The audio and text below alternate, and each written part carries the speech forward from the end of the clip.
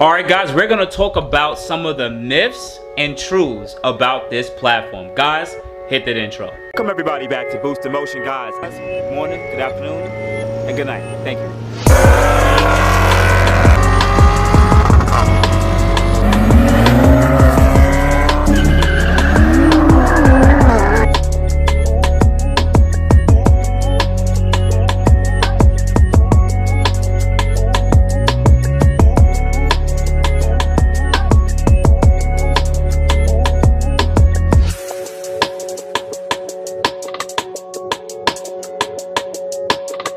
Alright guys, so let's jump right into it. So this video is going to be myths and truths that I want to dispel in this video, because I get so much questions about this on my Instagram at boostinmotion.ig, boostinmotion on Facebook, and boostinmotion on gmail.com, right? And I'm letting you guys know right now, because I do extend myself to talk to you guys. Other YouTubers are not doing it. They're not helping you guys, right? So if you guys want to support me and support the channel, if you want to, always hit the like button.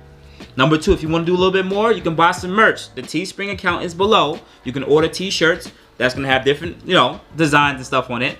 Appreciate that.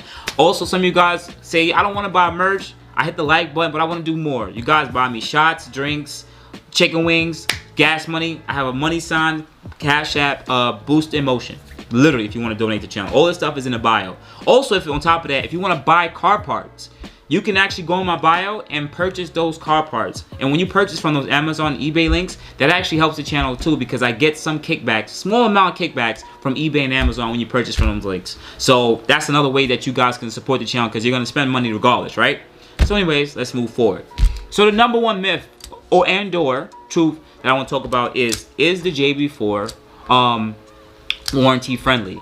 And I gotta say, it is a truth. It is warranty friendly. Reason being is, it is a device that plugs into your car. It doesn't change anything with the flash, doesn't flash anything to the ECU, and it pretty much tricks the ECU to pretty much deliver more fuel because you're running more PSI through the map sensor, right? And some people are gonna jump in and say, but Boost, no, it's not, because they can always see it was there. No, there's something called a freeze frame. And a freeze frame shows how the car was running if something catastrophic happens. If something catastrophic happens, you unplug the JB4 and call it a day, because there's something called material failure.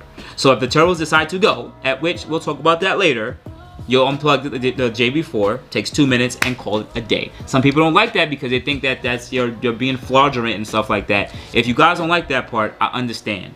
But some people, they have to pay to play, or pay to play, or pay to play, whatever you want to call it. Let's move forward. Number 2.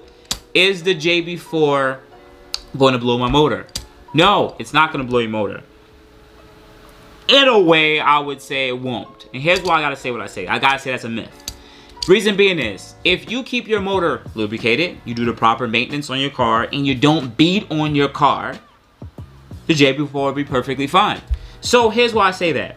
This car doesn't have ample amount of cooling for the oil system and for the heat exchanger system for the turbos. So if you guys are running 91 fuel in 95-degree weather, beating on a car like it's a 3.7, you will run into issues, because the car is trying to protect itself. It is overheating itself, and yes, you're going to run into more issues, especially if you're running higher PSI. So that's why I said it is actually a myth, but if you don't treat the car right, yes, you will run into problems. But this is not only our car. If you do this to a M3, M4, the same thing is going to happen. Okay? Now they go to this third thing. Well, are tunes better then? So tunes should be more safer than a JB4, because JB4 is trash.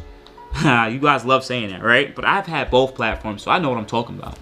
So now that my car is tuned, understand this.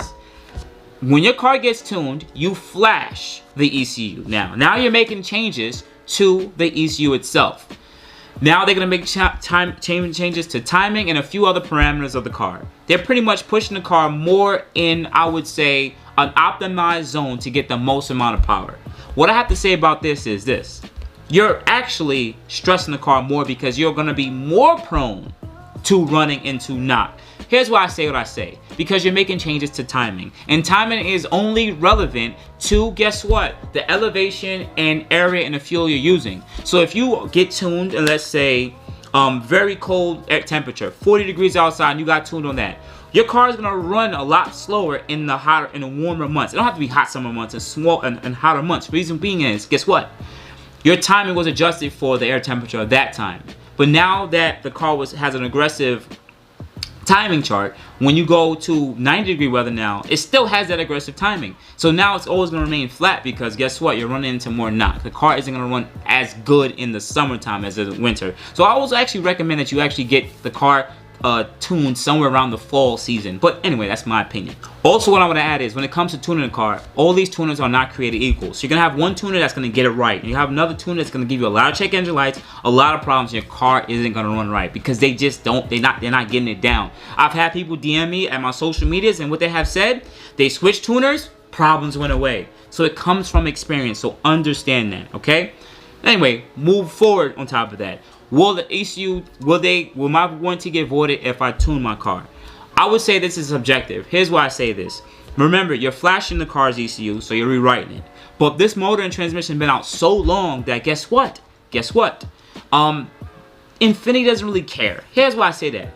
Because they took a large sample of these motors and transmissions and stuff from when this first came out, and now they know the common issues. So if you bring the car and say it has a turbo issue, they know the turbos go out, so they're not going to look into the ECU and see what's going on and what's wrong like that. But listen, I'm not trying to get a cease and desist here. I'm just saying this is all depending on the Infiniti dealership, and you do as you please. But I'm telling you that is necessarily could be a myth, but it could be true. It all depends on what you do. Now now keep with that same idea. Now let's apply this next question. Will putting mods on my Q50, Q60 void my warranty? Now here's what I like to say to you guys. You guys have partners, and you may cheat on your partner. Are you going to come home with the condom on? No, you're going to throw that away. You're going to flush it down the toilet, put it on the dog's head, something like that. You're going to get rid of it. You get rid of the evidence. Now, some people are going to say, yo, Boost, you shouldn't be telling these people to do that. I'm not telling you guys to do that, because this is information. You do what you want with this as you please. This is like when car parts say for off-road use only. So you do with this what you want as you please, okay? As a disclaimer. So if you ever have any parts in your car, understand that the Infiniti has utmost the authority to void your warranty, because you have aftermarket parts. I've known people who have hit me up in my DM. Hey, I have full down pipes, exhaust, high pressure fuel pump running 85, and they replaced my motor and turbos. Wow, that's nice. Oh, I put lowering springs on my car, and I had a leaky differential, and they told me they wouldn't fix that. That sucks. Now you guys asked me this other question. Is the VR30 a reliable motor? And I have to say that is actually a truth. It is a reliable motor. Reason being is it's been out for the last 5 to 6 years, and you don't hear countless stories of these motors going bad. But what I have to say here is this, right? The motor is fine as long as you keep oiling it, and it's gonna do its job. But here's the thing. When it comes to the transmission, fine. When it comes to the turbo, not good. So I would actually add that the truth in here is that the turbos are not reliable. You gotta remember, these turbines are very, very, very small, and they're spinning very, very fast. And remember, all these, they cut in cost. They want to make this stuff the most cost efficient. So the turbos aren't going to be built for reliability.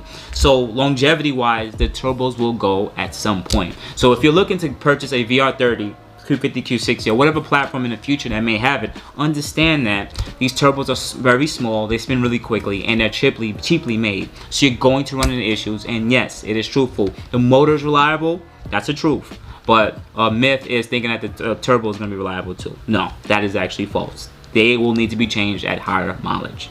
So moving forward, lastly, I get asked this question, and I'm not really going to say this is a myth. This is just one of the common questions I get asked.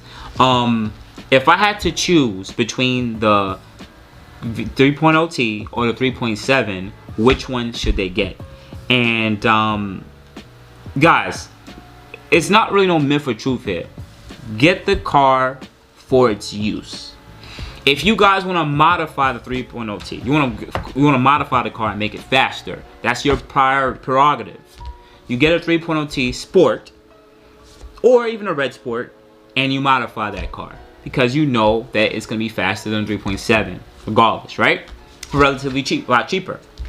If you want a reliable car, still have good looks, you can change this to 2018 Sport bumper. On the 2014, you get a 3.7. Some of you guys just like to look low, slow, and clean. That's fine. You can do that. Some of you guys care more about gas mileage. So we have a hybrid option for you. You get the 3.5 hybrid. 2014, 2015. I think they made up to 2018. 2018. Get that model. 3.5, that motor is very reliable. It's an HR 3.5 motor. Get that one. If you guys want to get the smallest displacement motor, you have a 2.0T option. Mercedes motor that came in there, you can get that option too. We don't really talk about the 2.0Ts often on this channel, but it was something that was made for you guys, and you guys can choose to purchase that one too if you choose to do so. So look into purchasing that. But there's plenty of options on what you want to do. If you just want to get a stock car but have decent power, just get a red sport and call it a day and do no other changes. That's it. So for some of my guys that's overseas, you guys got diesel motors. We don't have that option over here, so I can't talk about it, but that's another option if you guys want to look into it too. There's a diesel option out there if you are overseas. So guys, you got to remember this. Get the car for its intended use. I should not be getting questions saying, I don't know if I want the 3.0T or 3.7. There's plenty of videos out there, and you know what the use you want to use it for. I shouldn't get questions that saying, hey, listen, Boost, all-wheel drive or rear-wheel drive. Like, come on, guys. It's just simple math, simple stuff that we all know. All-wheel drive is gonna be better for all type of seasons of driving.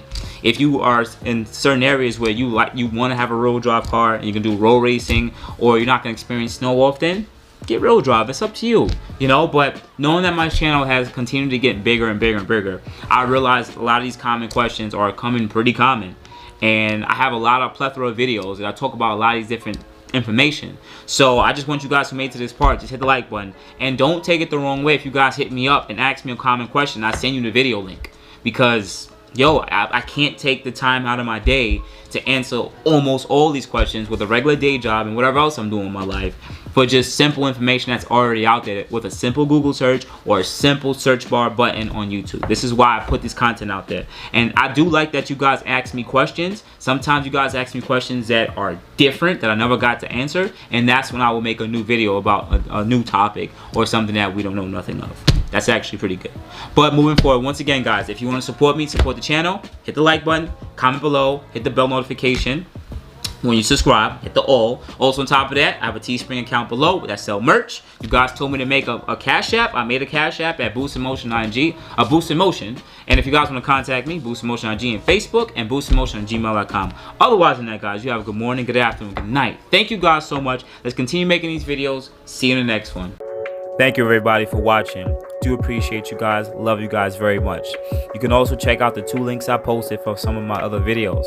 Also on top of that, if you want to purchase some boostinmotion merch, definitely check the link that I posted also. And finally, if you've been watching all my videos and you enjoy them, please hit the link to subscribe to my YouTube channel. Thank you.